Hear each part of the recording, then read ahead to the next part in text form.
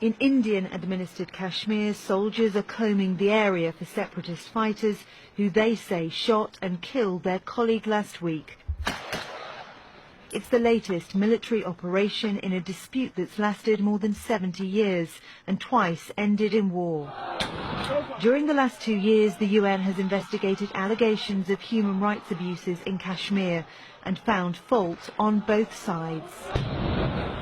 The UN Human Rights Chief Zeid Ra'ad Al Hussein says India has used excessive force in response to anti-India protests and accuses Pakistan of misusing its anti-terror legislation to quash dissent. Now he's calling for an investigation into allegations mass graves have been found in the Kashmir Valley.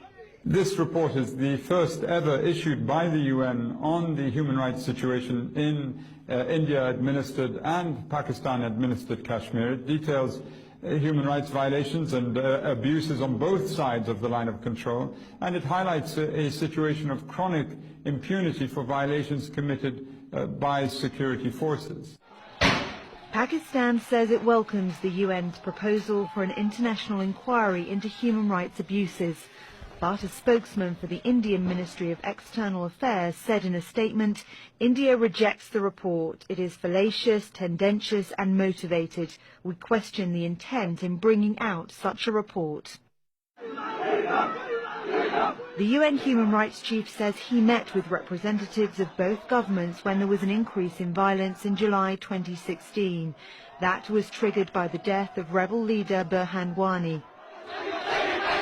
Neither government agreed to the UN's request for unconditional access to Kashmir, so the UN began remote monitoring of the region.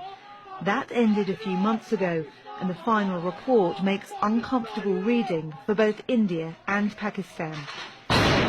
Victoria Gatenby, Al Jazeera.